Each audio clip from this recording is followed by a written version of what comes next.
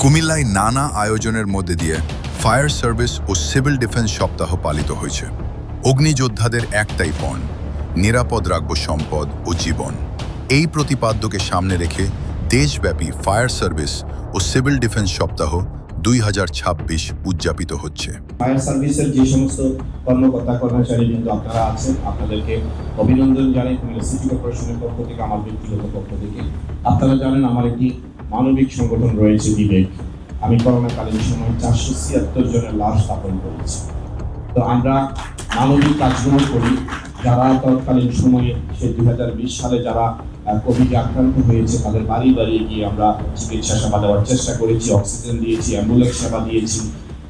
9 জন হিন্দু সৎকার আমরা, আমার সংগঠনের নাম বিবেক, সেই বিবেক সংগঠন আমরা সৎকার করেছি।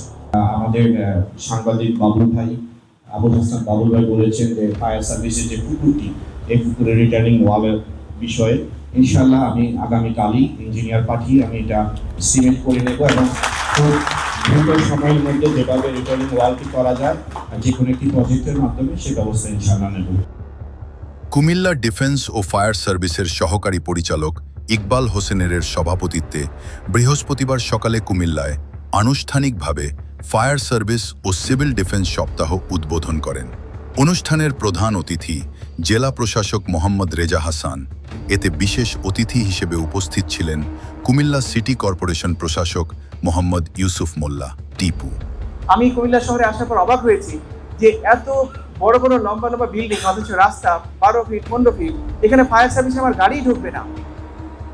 সুতরাং সময় এসেছে, আমাদের সিটি কর্পোরেশনের প্রশাসক মহোদয় আছেন, ওনাকে আমি অনুরোধ করব যে আমাদের বিল্ডিং কোড যেন মানা হয়। আমার এই যে গাড়ি, এই গাড়ি কিন্তু অনেক জায়গায় যাবে না যেখানে বড় বড় বিল্ডিং আছে। একটা ফ্ল্যাটে যদি কোনো আগুনের উৎপত্তি হয় তাহলে এই গাড়ি যাওয়া মুশকিল। সুতরাং আমি আশা করি যে এই দৃষ্টি দেখে আমাদের এই জন্য শহরটিকে আরো সাজানো হয়, আর অন্যান্য উপজেলায় যে কার্যক্রমগুলো চলছে তাদের কার্যক্রমগুলো অব্যাহত থাকে। আমাদের ফায়ার সার্ভিসের যারা কর্মীরা ছিলেন তারা কিন্তু অকুতভয়, নির্ভীক, এতটা আত্মত্যাগ আর কোনো বাহিনীতে নেই। আগুনের কথা আমরা শুনেছি, আমাদের জেলা কমান্ডেন্ট বলেছেন যে সেই 4 লক্ষ বছর আগে আগুনের যে উৎপত্তি সেটি নিয়ে আছি আমরা।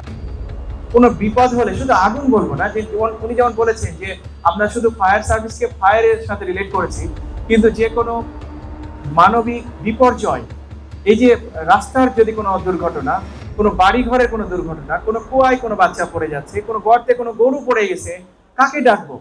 আমি ফায়ার সার্ভিসকে আমার মনে পড়ে, ফায়ার সার্ভিসকে ডাকেন। সুতরাং এই যে একটা গুরুত্ব, এরকম উদ্ধারকারী বাহিনী আর নেই, তাদের অবদান অনন্য। আমি শ্রদ্ধাভরে স্মরণ করছি, আমাদের এডি মহোদয় বলেছিলেন প্রথমে যে অনেক আমাদের শহীদ হয়েছেন, আমাদের ফায়ার সার্ভিসের যারা সহকর্মী আছেন তাদের জীবন আত্মত্যাগ করেছেন, তাদেরকে আমি আবার স্মরণ করছি যে তারা জানেন যে এটা একটা রিস্কি কাজ, ঝুঁকিপূর্ণ। সবচাইতে এখানে আগুন লেগেছে, যেতে হবে, 10 তলা না 15 তলা না 5 তলা ব্যাপার না, তাকে উদ্ধার করে আনতেই হবে। এই যে একটা মোটো, একটা ডেডিকেশন, এতটা সামনে রেখে কেউ কখনো এগিয়ে যায় না। আমরা শ্রদ্ধা করি, স্মরণ করি যারা এর সাথে যুক্ত ছিলেন এবং এখনো যারা আছেন, তাদের প্রতি আমার কৃতজ্ঞতা যে আপনারা আমাদের দেশ, জনগণ, জনমাল এবং অন্যান্য যা কিছু আছে তা রক্ষার জন্য আপনারা সবসময় কাজ করে যাচ্ছেন।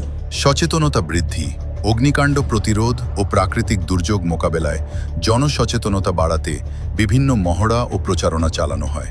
বিশেষ করে আবাসিক এলাকায় অবৈধ কেমিক্যাল গোডাউন স্থাপন, অনুমোদনহীন বহুতল ভবন নির্মাণ, ভবনের নকশা পরিবর্তন, অগ্নি নিরাপত্তা আইন অমান্য, নিম্নমানের বৈদ্যুতিক সরঞ্জাম, অপরিকল্পিত ওয়াইফাই কেবল ব্যবহার এবং অসচেতনতার কারণে দুর্ঘটনার সংখ্যা ও ক্ষয়ক্ষতির পরিমাণ বাড়ছে।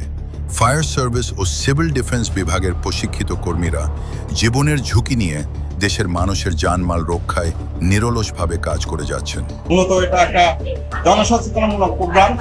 Prevention is better than কিউর।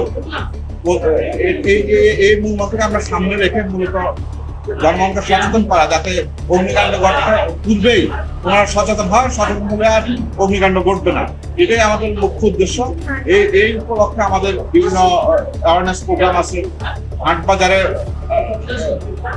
Awareness programme আছে, তারপরে শিল্প কারখানায় আমাদের মহড়া আছে, এবং বিভিন্ন শিক্ষা প্রতিষ্ঠানে আমাদের কার্যক্রম চলমান, অ্যাওয়ারনেস প্রোগ্রামের কার্যক্রম চলমান। সবকিছু মিলে আমরা ফায়ার সার্ভিসের যে মূল উদ্দেশ্য নিয়ে ফায়ার সার্ভিস 2026 উদযাপিত হতে যাচ্ছে, সেটা বাস্তবায়ন করার লক্ষ্যে ফায়ার সার্ভিসের কর্মীবৃন্দ সর্বদা সচেষ্ট থাকবে। উদ্বোধনী অনুষ্ঠানে ফায়ার সার্ভিস ও সিভিল ডিফেন্সের প্রশিক্ষিত স্বেচ্ছাসেবকবৃন্দ অগ্নি নির্বাপন ও উদ্ধার কার্যক্রম প্রদর্শনে আধুনিক মইযুক্ত গাড়ির মাধ্যমে 12তলা বহুতল ভবন থেকে উদ্ধারের মহড়া প্রদর্শন করা হয়। এছাড়াও অগ্নিকাণ্ড সহ যে কোনো দুর্যোগ মোকাবিলায় জন সচেতনতা বৃদ্ধি করাই এ সপ্তাহ পালনের মূল উদ্দেশ্য। যে কোনো দুর্যোগ মোকাবিলায় urban community volunteer Comilla city corporation এলাকায় ইতোমধ্যে 877 জন স্বেচ্ছাসেবককে প্রশিক্ষণ প্রদান করা হয়েছে। নিরাপদ বাংলাদেশ গড়ার লক্ষ্যে বর্তমান সরকারের নির্দেশনা অনুযায়ী দেশের প্রতিটি উপজেলায় ফায়ার স্টেশন স্থাপনের কার্যক্রম চলমান রয়েছে। কুমিল্লা জেলা বর্তমানে 13টি ফায়ার স্টেশন কার্যক্রম চালু রয়েছে। অনুষ্ঠানে আরও উপস্থিত ছিলেন কুমিল্লা সিভিল সার্জন আলী নূর মোহাম্মদ বশির আহমেদ, সাংবাদিক আবুল হাসনাত বাবুল, আরও অনেকে উপস্থিত ছিলেন।